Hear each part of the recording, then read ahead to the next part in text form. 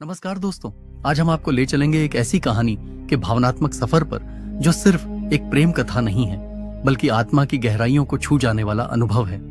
गुनाहों का देवता हिंदी साहित्य का एक अमर उपन्यास जिसे लिखा है धर्मवीर भारती जी ने। ये कहानी है चंद्र और सुधा की, एक ऐसा रिश्ता जो प्रेम से परे है पर उतना ही गहरा है। इलाहाबाद की गलियों में पनपता एक निष्कलंक संबंध सरल हिंदी में और सजीव कहानी शैली में प्रस्तुत कर रहे हैं। तो अंत तक हमारे साथ बने रहिए और डूब जाइए इस अद्भुत कथा के भावों में। अगर आपको यह प्रस्तुति पसंद आए तो वीडियो को लाइक करें, शेयर करें और चैनल को सब्सक्राइब करना न भूलें। चलिए शुरू करते हैं। इलाहाबाद की तंग गलियों में जहां पुरानी हवेलियां और कॉलेज की इमारतें साथ साथ खड़ी थीं, वहीं एक युवा छात्र चंद्र अपने जीवन के एक विशेष मोड़ पर खड़ा था। चंद्र एक गंभीर, विनम्र और संवेदनशील स्वभाव का युवक था जो अपनी पढ़ाई के साथ साथ भावनाओं के संसार में भी धीरे धीरे उतर रहा था। चंद्र का गहरा संबंध था प्रोफेसर डॉ शुक्ला से, जो उसे सिर्फ गुरु नहीं बल्कि एक संरक्षक की तरह मानते थे। वे उसे अपने घर आने जाने की पूरी आजादी देते थे। शुक्ला की बेटी सुधा उसी घर में चंद्र के जीवन की एक मधुर धुन बन चुकी थी। सुधा एक चुलबुली, नटखट और जीवंत युवती थी। वह हर वक्त हंसी ठिठोली में लगी रहती और चंद्र को छेड़कर खुश होती थी। सुधा और चंद्र का रिश्ता इतना सहज और पारदर्शी था कि कोई भी इसे प्रेम कहकर परिभाषित नहीं कर सकता था। फिर भी उनके बीच एक गहरा भावनात्मक बंधन था।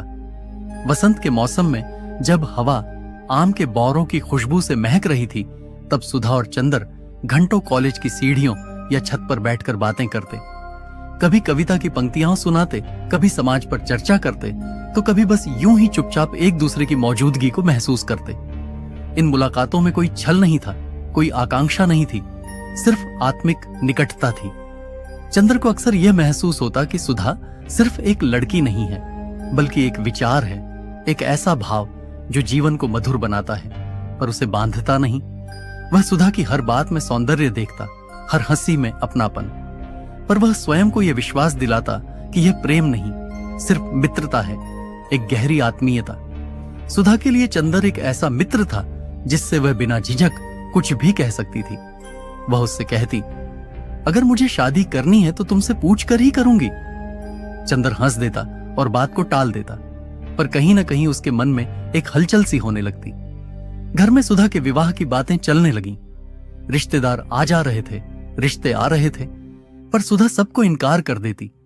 डॉक्टर शुक्ला समझते थे कि उनकी बेटी स्वतंत्र सोच की है और वे उसके निर्णय का आदर करते थे, पर एक पिता की चिंता उन्हें धीरे धीरे अंदर से घून की तरह कुतरने लगी। चंद्र इस पूरे माहौल में एक असमंजस की स्थिति में था। वह चाहता था कि सुधा खुश रहे, पर जब जब वह किसी और के साथ शादी की बात करती, उसके भीतर कुछ टूटता सा लगता। एक दिन सुधा ने पूछा, अगर मैं किसी से शादी कर लूं तो क्या तुम मुझसे मिलते रहोगे? चंद्र हंसते हुए बोला, क्यों नहीं, मैं तुम्हारा दोस्त हूं, हमेशा रहूंगा। पर उस दिन पहली बार चंद्र के भीतर कोई दर्द उभरा जिसे वह शब्द नहीं दे पाया। सुधा भी शायद इस भाव को समझ रही थी, पर वह इसे पहचान नहीं पा रही थी। उसे भी चंद्र के बिना जीवन अधूरा लगता, पर वह भी यही मानती रही कि यह सिर्फ दोस्ती है। इस मासूम से रिश्ते की परतें गहरी होती जा रही थीं और दोनों इस भ्रम में जी रहे थे कि यह सिर्फ एक सुंदर मित्रता है। इस बीच चंद्र अपने अध्ययन में भी अच्छा कर रहा था। वह अब कॉलेज में एक प्रतिष्ठित छात्र था। डॉ शुक्ला भी उससे गर्व करते थे और अपने परिचितों से कहते, अगर मेरा बेटा होता तो चंद्र जैसा ही चाहता। चंद्र को यह सुनकर आत्मिक संतोष मिलता, पर एक कोना ऐसा भी था जो चाहता था कि वह सिर्फ दत्तक पुत्र न कहलाए। सुधा और चंद्र की यह आत्मीय यात्रा एक ऐसे मुकाम की ओर बढ़ रही थी जहां भावनाएं गहराई से उतरती जा रही थीं, पर कोई इस भावना को प्रेम कहने का साहस नहीं कर पा रहा था। इलाहाबाद की उन्हीं गलियों में समय सरकता रहा। वसंत की मृदुल हवा अब गर्मियों की तीव्र लहरों में बदल चुकी थी। सुधा और चंद्र की मुलाकातें कम नहीं हुई थीं, लेकिन अब उन पलों में पहले जैसी निश्चलता नहीं रही थी। दोनों के बीच जो आत्मीय रिश्ता था, उसमें अब कोई अदृश्य दीवार खड़ी हो रही थी। शुक्ला अपने कर्तव्यों को लेकर सजग थे। वे समझ चुके थे कि सुधा विवाह योग्य हो चुकी है। समाज के नियमों, परिवार की मर्यादाओं और पिता के धर्म के अनुसार उन्होंने सुधा के लिए उपयुक्त वर की खोज शुरू कर दी थी, परंतु वे यह भी भली भांति जानते थे कि सुधा किसी साधारण युवक से विवाह नहीं करेगी। वह अपने मन के निर्णय से बंधी थी और यह निर्णय कहीं न कहीं चंद्र से जुड़ा था। चंद्र को जब यह बात धीरे धीरे झांत हुई कि डॉम शुक्ला सुधा के विवाह की बात सोच रहे हैं, तो वह भीतर ही भीतर विचलित हो उठा।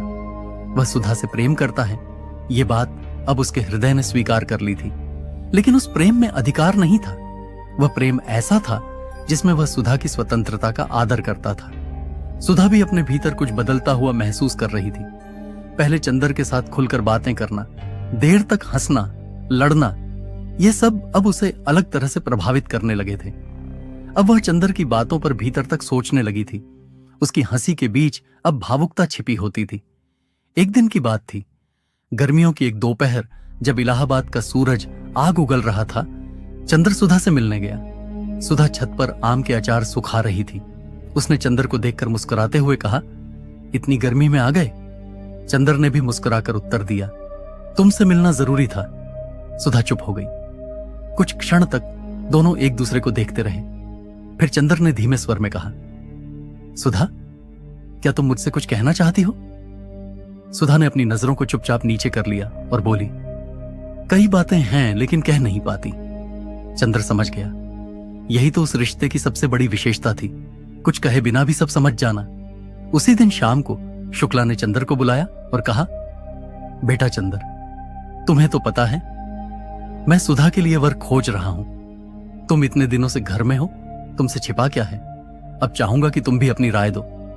चंद्र जैसे पत्थर हो गया हो। वह जानता था कि उसके पास अधिकार नहीं है सुधा के निर्णय में हस्तक्षेप करने का। वह यह भी नहीं कह सकता था कि सुधा का विवाह न हो। उसने संयत स्वर में कहा, जो निर्णय आप और सुधा मिलकर लें वह मेरे लिए स्वीकार्य है। शब्द तो बोल दिए, लेकिन भीतर कुछ दरक गया। उसी रात चंद्र बहुत देर तक छत पर बैठा रहा, आंखें आसमान में गड़ाए हुए। उसे सुधा की हर बात याद आ रही थी, उसकी मुस्कान, उसकी हंसी, उसके उलाहने, वह सब कुछ जैसे उसके जीवन का हिस्सा बन चुके थे। वहीं दूसरी ओर सुधा अपने कमरे में खामोश बैठी थी। उसने अपने पिता के सामने विवाह को लेकर कोई विरोध नहीं जताया था, लेकिन वह भीतर से टूटी हुई थी। वह जानती थी कि अगर वह चाहे तो चंद्र से अपने दिल की बात कह सकती है, लेकिन वह चंद्र की स्थिति को भी समझती थी। चंद्र ने कभी अपने प्रेम को स्वीकार नहीं किया था और सुधा भी अपने संस्कारों के कारण यह पहल नहीं कर सकती थी। दिन बीतते गए। एक दिन डॉक्टर शुक्ला ने सुधा से कहा, बेटा, एक लड़के का प्रस्ताव आया है। वह अच्छा पढ़ा लिखा है, सरकारी नौकरी में है और परिवार भी अच्छा है। सुधा ने चुपचाप सिर झुका लिया। उसके हृदय में जैसे एक तूफान चल रहा था। वह जानती थी कि उस प्रस्ताव को स्वीकार करना उसके जीवन की एक बड़ी बलिदान होगा, लेकिन वह अपने पिता की चिंता और चंद्र की चुप्पी के बीच कहीं खुद को खो चुकी थी। अगले दिन सुधा ने चंद्र से कहा, अगर मैं विवाह के लिए हां कर दूं तो क्या तुम नाराज होगे? चंद्र ने मुस्कुराकर उत्तर दिया, मैं नाराज क्यों होऊंगा? तुम्हारी खुशी में ही तो मेरी खुशी है। इतना कहकर वह मुड़ गया और चला गया। उसकी आंखों में आंसू थे, लेकिन पीठ सीधी थी। वह रोना नहीं चाहता था, क्योंकि वह जानता था कि सुधा उससे यही अपेक्षा करती है, संयम और साहस की। सुधा देर तक उस जगह खड़ी रही जहां चंद्र खड़ा था। उसे ऐसा लग रहा था जैसे उसके जीवन की सबसे सुंदर चीज उसकी आंखों के सामने से खिसक गई है।